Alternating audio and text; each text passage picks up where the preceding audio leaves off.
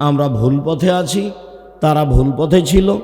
আর আমাদের এই হঠকারিতার কারণেই, মিথ্যা কথার কারণেই, বেইনসাফির কারণেই, বিদ্যা না থাকার কারণেই, সুদের কারণেই আমরা গোলাম হয়েছি। এ কথাই ঠিক।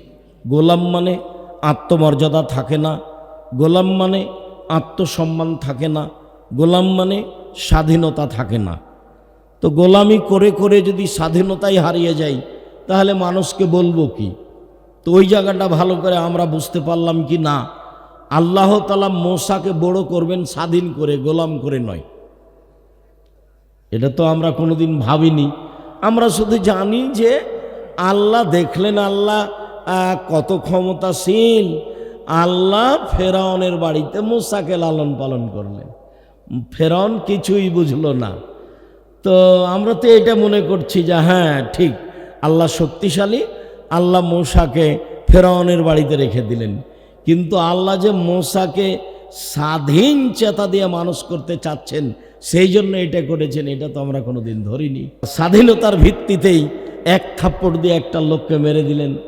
তার স্বাধীনতা, ওই কাজ তার আত্মমর্যাদায় বাধা দিয়েছে। স্বাধীন না হলে আপনি তো কিছু করতে পারবেন না, গোলাম হলে তো আপনি কিছু করতে পারবেন না। আর সুদ সব জায়গাতেই আছে পৃথিবীতে। আমি তো পৃথিবীর বেশি দেশ দেখিনি, লন্ডন সফরে দেখলাম, তাতে এমন কোনো মানুষ নেই যে বেঁচে থাকবে সুদ ছাড়া। আমাদের দেশে আজও সুদ ছাড়া বেঁচে থাকার পথ আছে। এদেশের ব্যবসায়ীও আছে যারা নিজস্ব সম্পদ দিয়ে ব্যবসা করে, বলে যে সুদের সাথে আমরা সম্পর্কিত রাখি না, সরকারের 10 টাকা নিবও না, নিজের টাকা দিয়ে ব্যবসা করব। এরকম মানুষ আজও আছে। নিজের টাকা দিয়ে বাড়ি গাড়ি করব, এমন পথঘাট ইউরোপে, লন্ডনে নেই। বিত্তশালীও নিজের টাকা দিয়ে বাড়ি করতে পারবে না সুদ না নিলে। কীভাবে কৌশল করা আছে মানুষকে গোলাম বানানো। সম্মানিত দিনী ভাই বোন, আমরা আসলেই ন্যায়পরায়ণ কি জিনিস সেটাও বুঝতে পারিনি। জুলুম খালি বুঝেছি, তবে জুলুম করা বুঝেছি, কিন্তু ন্যায়পরায়ণ কি জিনিস সেটা বুঝতে পারিনি। বিদ্যা কি জিনিস সেটাও বুঝতে পারিনি। সুদ মানুষের ক্ষতি করে কেমন সেটাও ধরতে পারলাম না। কর্জ তো আল্লাহ বলছেন কর্জে হাসানা, তা আমরা কর্জে হাসানা নিয়ে বাড়ি করলাম। তো কর্জে হাসানা নিয়ে বাড়ি করা হলো, এটা কেমন হলো? এটা কি কর্জে হাসানা নিয়ে বাড়ি করা হলো? মোটামুটি আমরা বিষয়গুলি খুব স্পষ্ট হচ্ছিলাম। সম্মানিত দিনী ভাই বোন, আমি আপনাদেরকে রামাজান সামনে রেখে পরকালমুখী করত আজকে আপনাদের সামনে পেশ করছিলাম। ইবাদতের জগতে সবচেয়ে ভিন্ন ধরনের ইবাদত হলো সিয়াম, রোজা। আমরা আমাদের আলোচনায় সিয়াম শব্দটা ব্যবহার করব, রোজা নয়। এটা জন্য আপনাদের বুঝতে অসুবিধা না হয়। এই ছেলে, ওই যে এখনো মুখের উপরে দাঁড়িয়ে আছে, তোমরাই দায়িত্বশীল, যাও দেখাও, তোমরাই দেখো। দায়িত্বশীল ছাড়া সামনে মুখে একবারে শুরু থেকে না মসজিদ পর্যন্ত কেউ দাঁড়িয়ে থাকতে পাবে না।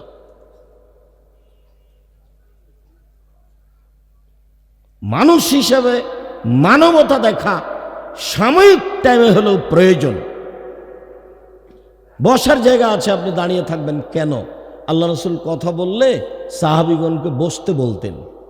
ধর্মীয় কথা শোনার এটা একটা বৈশিষ্ট্য যে বসে কথা শুনতে হবে।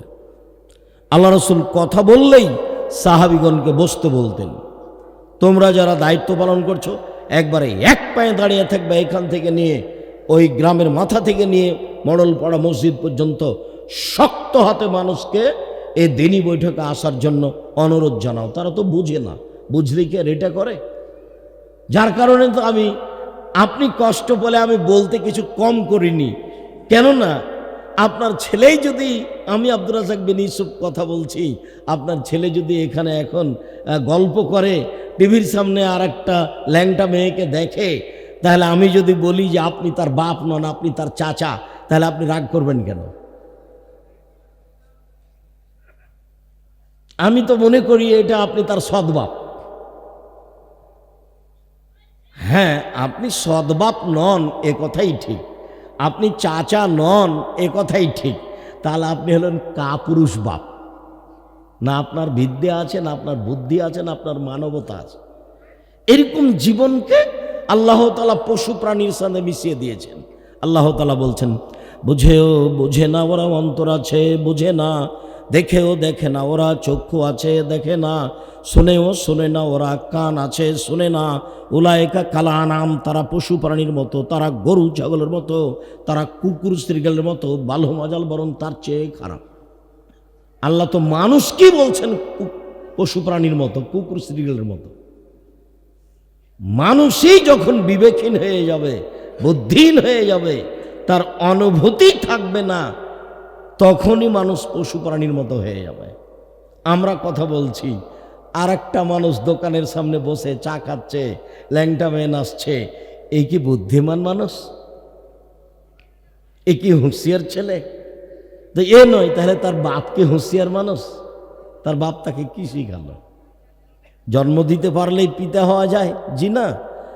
নিয়ম নীতি, কৃষ্টি কালচার, আদব কায়দা শেখাতে পারলেই মানুষ পিতা হতে পারে।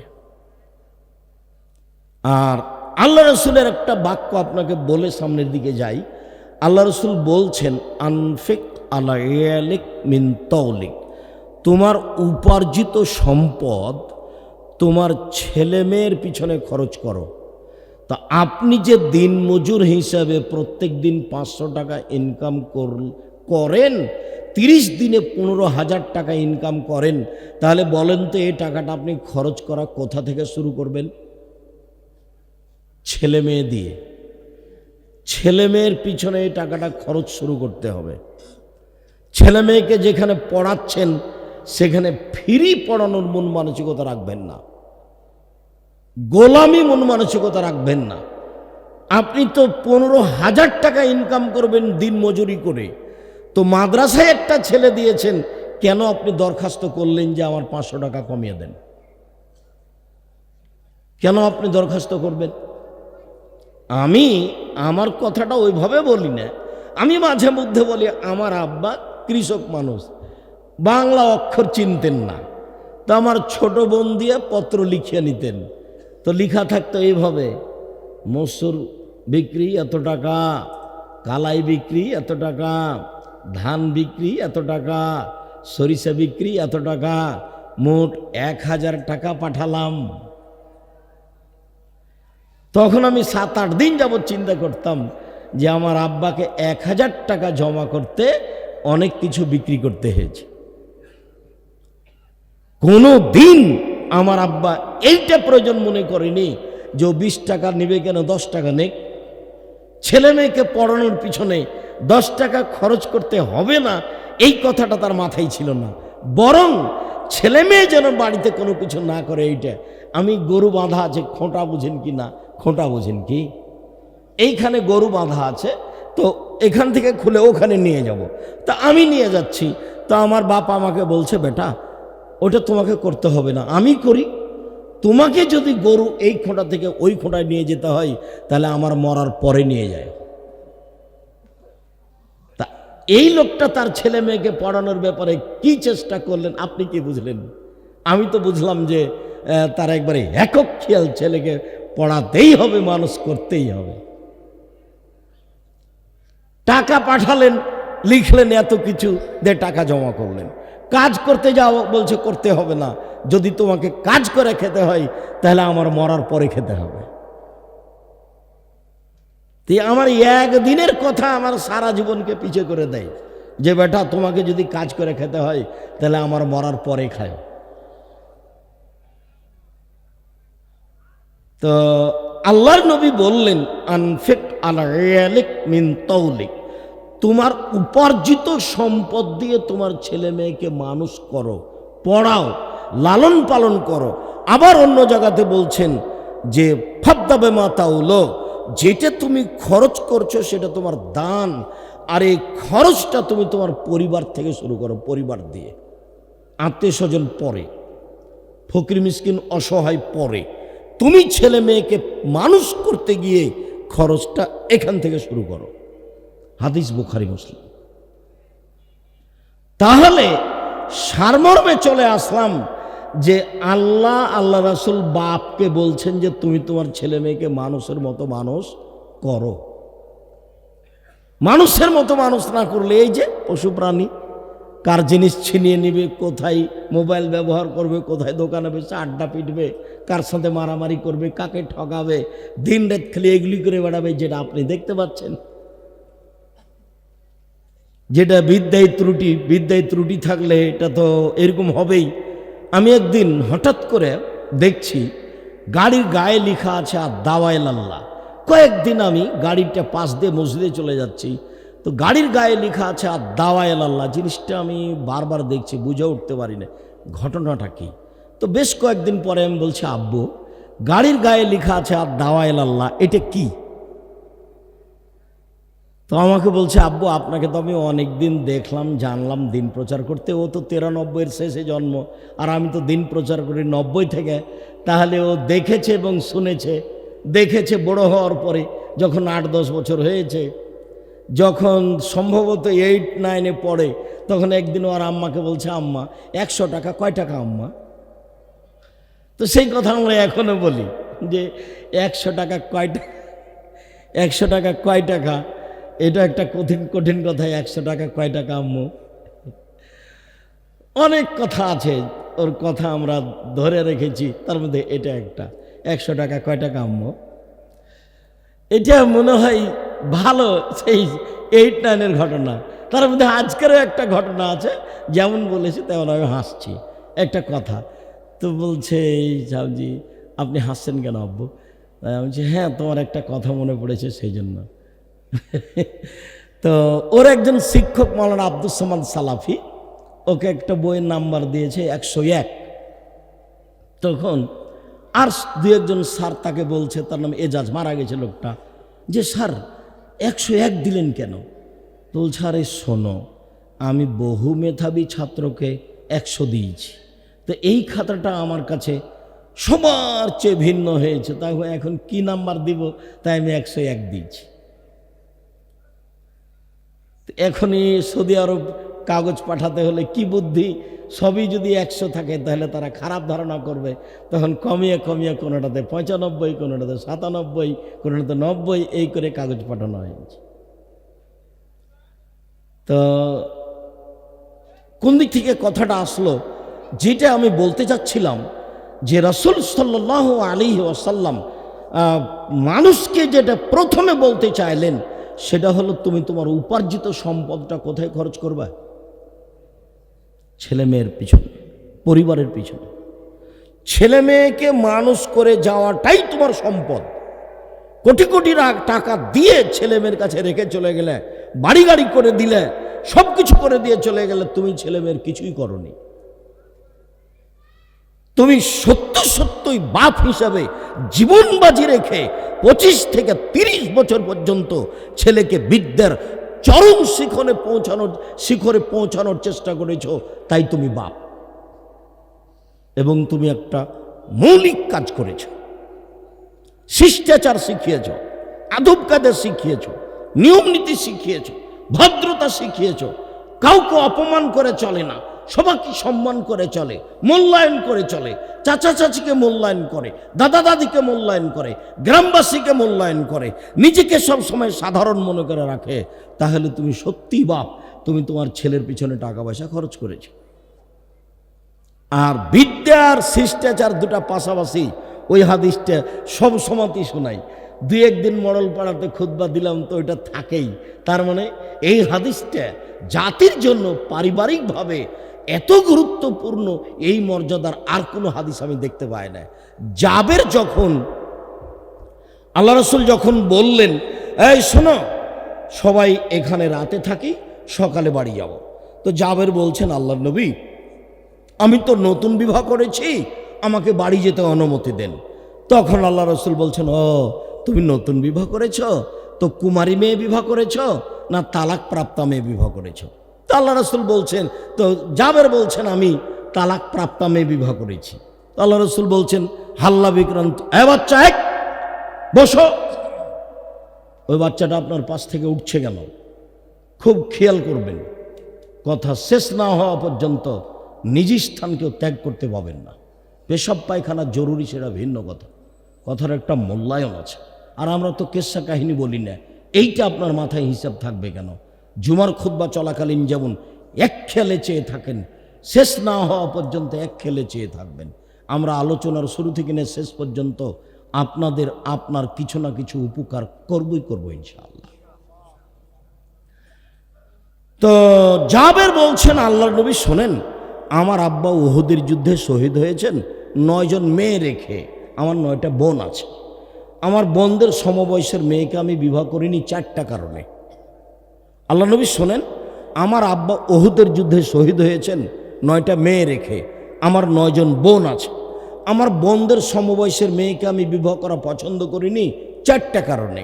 তার 1 নম্বর কারণ হল লে তোয়াল্লে মহন না, আমার স্ত্রী যেন আমার বোনদেরকে বিদ্যা শিখাতে পারে। কি বুঝলেন এবার? 2 বলে তোয়াদ দেবা হন না, আমার স্ত্রী যেন আমার বোনদেরকে শিষ্টাচার শিখাতে পারে। তাহলে 1 নম্বর কি থাকলো? বিদ্যা। 2 নম্বর কি থাকলো? শিষ্টাচার। তাহলে বাপের কাজ কি হলো এখন? বাপের কাজ কি বলেন তো এবার? বিদ্যা শিখিয়ে দেওয়া, শিষ্টাচার শিখিয়ে দেওয়া। পরের 2টা আরো শক্তিশালী। 3য় নম্বর হলো, আমার স্ত্রী যেন আমার বোনদের মাথার চুল চিরুনি করে সাজগোজ করে মানুষের মতো মানুষ করে রাখতে পারে। কোনো সময় যেন আমার বোনের মাথার চুল এলোমেলো না থাকে, কাপড় চুপড় যেন এবড়ো থেবড়ো না থাকে, ময়লা টয়লা যেন না থাকে, আমার বোনেরা যেন ঝকঝকে হয়ে থাকে সব সময়। এইটা আমার স্ত্রী করে দিবে, তাই আমি বেশি বয়সের মেয়েকে বিবাহ করেছি। 4 বলে তাকুমা আলাইহিন না, আমার স্ত্রী যেন আমার বোনদের পাহারা দিতে পারে। নেন, এবার তো আরো কঠিন হয়ে গেল। সালাত, চলা ফিরা, খাওয়া, পুরো জীবনটা যেন আমার বোনদের আমার স্ত্রীর চোখের উপরে হয়। সব সময় যেন আমার স্ত্রী দেখতে পায় আমার বোনেরা কি করছে। তাই তো পাহারাদার, পাহারা দেবে। 1 বিদ্যে, 2 শিষ্টাচার, 3 সাজগোজ করে রাখা, 4 পাহারা দেওয়া। সব বুখারী মুসলিমের হাদিস, স্বাভাবিক নয়? তো গাড়ির গায়ে লেখা আছে আদ-দাওয়ায়েল আল্লাহ। তাই আমি বললাম, আব্বু আদ-দাওয়ায়েল আল্লাহটা কি? তো বলছে, আব্বু আপনাকে তো আমি প্রায় 90 সাল থেকে এখন পর্যন্ত দাওয়াত দিতে দেখলাম, আর আমিও পৃথিবীর বিভিন্ন দেশ ঘুরলাম, তাতে আমি বুঝলাম ইহুদি খ্রিস্টানরা বিদ্যা বুদ্ধি বেচে খায়। ইহুদি খ্রিস্টান কি বিক্রি করে খায়?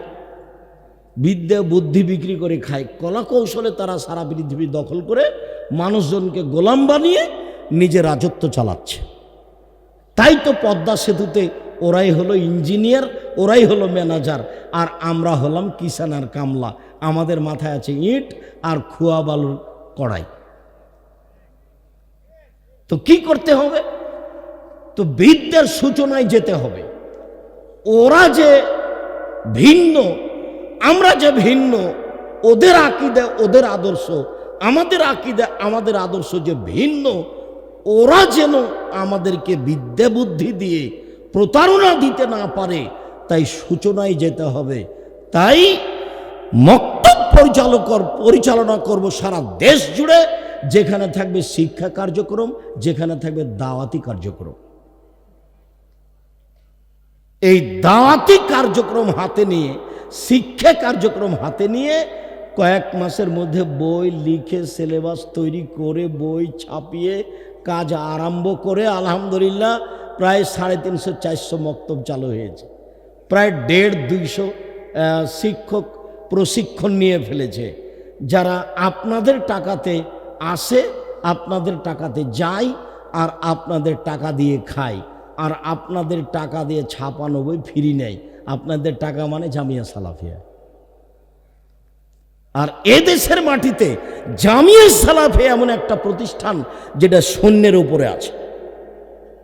নিচে কোনো নির্ধারিত লোক, নিচে কোনো বিত্তশালী, নিচে কোনো নির্ধারিত 5 জন কমিটি, এরকম কিছু দিয়ে জামিয়া সালাফিয়া চলে না। বৈদেশিক সহযোগিতায় জামিয়া সালাফিয়া চলে না। দেশের কোনো বিত্তশালীদের জামিয়া সালাফিয়া চলে না।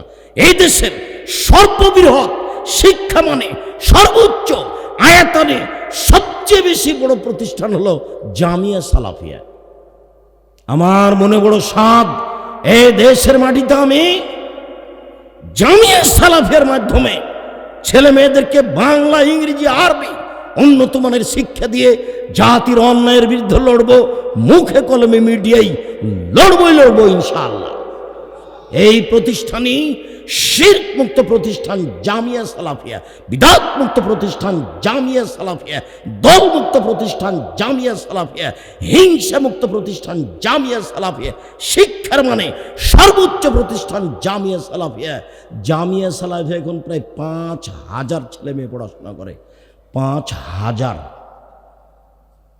জামিয়া সালাফিয়া 410 জন এতিম আছে। জামিয়া সালাফিয়া 300 জন শিক্ষক শিক্ষিকা রয়েছে। এটাই সেই জামিয়া সালাফিয়া যেখানে শিক্ষকতা করছেন মদিনা বিশ্ববিদ্যালয়ের সাবেক ডক্টর জায়েদ আল জোহানি। এটাই সেই জামিয়া সালাফিয়া যাতে একাধিক শিক্ষক রয়েছেন ইন্ডিয়ার। এটাই সেই জামিয়া সালাফিয়া যাতে দেশের সর্বোচ্চ শিক্ষামানের শিক্ষিত মানুষেরা শিক্ষা দেন, শিক্ষকতা করেন, যার প্রতি মাসে বেতন লাগে 32 লক্ষ। আপনাদের জামিয়া সালাফে প্রতি মাসে কত বেতন লাগে? 32 লক্ষ। যেখানে বৃহস্পতিবারে যাবেন সেখানে প্রায় 51 বিঘা জমির উপরে এই প্রতিষ্ঠান, প্রায় সব অংশই কিনা। আগে ছিল 7-8 বিঘা মতো হতে পারে, বাকি সব জমি কিনা। আপনি কিনেছেন। আমি আব্দুর রাজ্জাক বিন ইউসুফ এরকম কোনো পয়সা রাখি না যেটা আমি কিছু করতে পারি। আপনি যান রাজশাহী এরকমই, আপনি যান দিনাজপুরে এরকমই।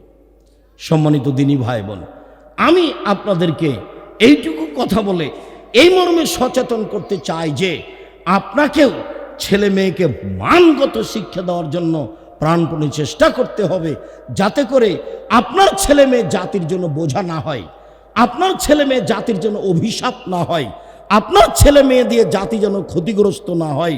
আপনি বাপ হিসাবে এই জিম্মেদারি মাথায় করবেন। নিজের ছেলে মেয়েকে মানুষ করার চেষ্টা করুন, জামিয়া সালাফিকে যথাযথভাবে মূল্যায়ন করার চেষ্টা করুন। সম্মানিত দিনী ভাই বোন, আপনাকে আমি কয়েক মিনিট দেখাবো ইবাদতের জগতে সবচেয়ে ভিন্ন ধরনের ব্যতিক্রম ইবাদত হলো সিয়াম। আমরা আলোচনায় সিয়াম বলবো, রোজা নয়। সিয়াম মানে হলো বিরত থাকা, আর রোজা মানে হলো উপবাস থাকা। দুইটার মধ্যে পার্থক্য আছে। সিয়াম ভিন্ন ধরনের ইবাদত। এইটাকে একটু পেশ করি। ওমামা বাহেলি রাদিয়াল্লাহু তাআলা আনহু বলেন, আমি একদিন আল্লাহর নবীকে বললাম, হে আল্লাহর নবী, আমাকে একটা আমলের কথা বলেন যাতে আমি জান্নাতে চলে যাব। তখন আল্লাহ রাসূল বলছেন, ও মামা, তুমি সিয়াম পালন করো। ইবাদতের জগতে সিয়ামের সমপর্যায়ের কোনো ইবাদত নাই। আপনাকে 1 মিনিট দেখাই। এটা সিয়াম আর এটা সলাত। সলাত সিয়ামের সমপর্যায়ের, এ কথা ঠিক নয়। এর সমপর্যায়ের কোনো ইবাদত নেই। এটা হজ। এর ফল কি জানেন? যদি কবুল হয়ে যায় তাহলে ও হয়ে গেছে সেদিনের মতো যেদিন তার মা তাকে জন্ম দিয়েছে। এটা হলো হজ, এর বিশাল ফল। এরপরে হজটা সিয়ামের সমপর্যায়ের, জি না, এর সমপর্যায়ের কোনো পৃথিবীতে ইবাদতই নেই। এটা একটা ভিন্ন ধরনের ইবাদত। এটা হলো দান। সবচেয়ে শক্তিশালী, পাওয়ারফুল, ক্ষমতাধর ইবাদত হলো দান। দান সিয়ামের সমপর্যায়ের, জি না, আল্লাহ রাসূল এটা না করে দিয়েছেন। এর সমপর্যায়ের কোনো ইবাদত পৃথিবীতে নাই, তার নাম সিয়াম। আমি আর আপনি বুঝতে পারিনি, যার কারণে একে ভালোভাবে মূল্যায়ন করতে পারি না। আমি 2-1টা জিনিস দেখাই, তার গুরুত্বপূর্ণ অংশ দেখাচ্ছি যে সিয়াম পালন করে 2-4-500 নেকি পাওয়া যায় না। সিয়ামের 2-4-10 কোনো নেকি নেই। সিয়ামের সরাসরি বিনিময় আছে, সেটা হলো জান্নাত। এ দিয়ে কোনো নেকি পাওয়া যায় না, বিনিময় পাওয়া যায়। যেমন কোরআন মাজিদ পড়লে অক্ষর প্রতি কয় নেকি হবে? হলো একটা নেকির পরিমাণ হলো। কোনো মানুষ যদি জানাজায় যায় তাহলে কতখানি নেকি হবে? 1 কেরাত। 1 কেরাত সমান কত? 1 উহুদ পাহাড়ের সমান। তো অনেক হয়ে গেল। তাই একদিন সিয়াম পালন করলে তাই এরকম কিছু নেকি হবে? জি না। যেমন সুন্দর করে অজু করলো, 2 রাকাত সালাত আদায় করলো, অতীতের সব পাপ ক্ষমা। তা আল্লাহ রাসূল বলবেন আল্লাহকে সন্তুষ্ট করার জন্য একদিন সিয়াম থাকবে, তাহলে অতীতের সব পাপ ক্ষমা। দেখেন তো, এরকম কোনো কথা নেই। আপনাকে আমি দেখাই, রাসূল সাল্লাল্লাহু আলাইহি সাল্লাম বললেন কেউ যদি একদিন সিয়াম পালন করে তাহলে জাহান্নামকে তার থেকে 70 বছরের পথ সরিয়ে দেওয়া হবে। আর একবার আল্লাহ রাসূল বললেন কে যদি একদিন সিয়াম থাকে তাহলে ব্যক্তিকে জাহান্নাম থেকে 100 বছরের পথ দূরে সরিয়ে দেওয়া হবে। আবার বললেন কেউ যদি একদিন সিয়াম থাকে তার মাঝে আর জাহান্নামের মাঝে ব্যবধান হবে 500 বছরের পথ। তাহলে নেকি হলো না জাহান্নাম থেকে সরে গেল? জাহান্নাম থেকে সরে গেল। আবার দেখেন, আবু হুরায়রা রাদিয়াল্লাহু তাআলা আনহু বলেন আল্লাহ রাসূল বলছেন আসসিয়ামু জুন্না, সিয়াম হলো ঢাল। বিপদ থেকে বাঁচার জন্য যেটা ব্যবহার করে তাকে বলে ঢাল, আরবিতে জুন্না। তো আল্লাহ রাসূল বলছেন সিয়াম হলো বিপদ থেকে বাঁচার জন্য ঢাল। আবার বলছেন ও হিসরুন হাসিনুন মিনান নারে, জাহান্নাম থেকে বাঁচার জন্য দুর্গ। দুর্গে মানুষ বিপদে আশ্রয় নেয়, তো সিয়াম হলো দুর্গ, সিয়াম হলো ঢাল। তো এতগুলো হাদিসে কি বুঝতে পারলেন যে 10 নেকি হলো? জি না। সিয়াম পালন করে 10 নেকি, 20 নেকি, 500 নেকি নেই। সিয়াম পালন করলে বিনিময় আছে, সেটা কি? জান্নাত। চলেন এবার দেখি, আমরা এই অংশ তাড়াতাড়ি শেষ করি। আবু হুরায়রা রাদিয়াল্লাহু তাআলা আনহু বলেন রাসূল সাল্লাল্লাহু আলাইহি সাল্লাম বলেছেন কুল্লু আমাল ইবনে আদম ইজাফুল হাসানাতু বিআশরি আমসালিহা ইলা 700 জিফ ক্বালা আল্লাহু তাআলা ইল্লা সাম ফাইনালি ওয়া নাজিবিহি। পৃথিবীর মানুষ শুনে রেখো, আদম সন্তানের সব নেকি 10 থেকে 700 হয়, আরো হয়। আদম সন্তানের সব নেকি করলেই 10, আরো বাড়ে 700, আরো বাড়ে। তো একজন কোরআন মাজিদ পড়েছে, তা আল্লাহ বলছেন এই নেকি লিখো, 10 লিখো, 700 আরো বেশি লিখো। একজন সালাত আদায় করেছে, আল্লাহ ফেরেশতাকে বলছেন নেকি লিখো, 10 লিখো, 700 করো, আরো করো, একবারে পাহাড়ের সমান করে দাও। এইবার আল্লাহ তাআলা বলছেন তবে সিয়াম, তবে রোজা, সিয়াম হচ্ছে আমার ব্যাপার, প্রতিদান আমি দিব। সিয়াম হচ্ছে আমার ব্যাপার, প্রতিদান আমি দিব। সিয়াম হলো আমার ব্যাপার, প্রতিদান আমি দিব। তাহলে সিয়ামের নেকি আল্লাহ ফেরেশতাকে লিখতে বললেন কি? না, এর প্রতিদান সরাসরি আল্লাহ দিবেন। কি দিবেন? জান্নাত দিবেন। যার কারণে সিয়াম পৃথিবীতে এমন ইবাদত যার সমপর্যায়ের আর কোনো ইবাদত নেই। আপনাকে আরেকটু দেখাই, সাহাল ইবনে সাদ রাদিয়াল্লাহু তাআলা আনহু বলেন আল্লাহর নবী বললেন জান্নাতে একটা দরজা 8টা, জাহান্নামে একটা দরজা 7টা। জান্নাতে একটা দরজা 8টা। যখন মানুষ জান্নাতে ঢুকবে তখন ফেরেশতারা স্বাগতম জানাবেন, আসেন আসেন, যারা সালাত আদায় করেছেন এই দরজা দিয়ে আসেন, আসেন যারা দান করেছেন এই দরজা দিয়ে আসেন, আসেন যারা সিয়াম পালন করেছেন এই দরজা দিয়ে আসেন। এখন আল্লাহ নবী বলছেন এ যা দাখালা আখিরুম উগলিকা লা ইয়াদখুলুল সায়মুন, সিয়াম পালন করার যে দরজাটা আছে এই দরজা দিয়ে সিয়াম পালনকারী ব্যতীত কেউ ঢুকতে পাবে না। যখন সিয়াম পালনকারীর শেষ ব্যক্তি ঢুকে যাবে তখন এটা বন্ধ করে দেওয়া হবে। তখনও হজের দরজা খোলা আছে, তখনও সালাতের দরজা খোলা আছে, তখনও দানের দরজা খোলা আছে। মানে হজ করা ব্যক্তি দান করা দরজা দিয়ে ঢুকতে পাবে, দান করা ব্যক্তি হজ করা দরজা দিয়ে ঢুকতে পাবে, কিন্তু সিয়াম পালন না করে এই দরজা থেকে ঢুকতে পাবে না। সিয়াম একটা ভিন্ন ধরনের ইবাদত, যার কারণেই তো দাউদ আলাইহিস সালাম সপরিবারে সিয়াম থাকতেন। একদিন সিয়াম একদিন এমনি, একদিন সিয়াম একদিন এমনি, একদিন সিয়াম একদিন এমনি। আমাদের নবী মুহাম্মদ সাল্লাল্লাহু আলাইহি সাল্লাম একদিন সিয়াম থাকতেন, 2 দিন এমনি থাকতেন, একদিন সিয়াম থাকতেন, 2 দিন এমনি থাকতেন। তার মানে তাদের এইটাই ছিল আল্লাহর পক্ষ থেকে অবগতিতে যে ইবাদতের জগতে আল্লাহকে সন্তুষ্ট করার সবচেয়ে ব্যতিক্রম ভিন্ন ধরনের মাধ্যম হলো সিয়াম।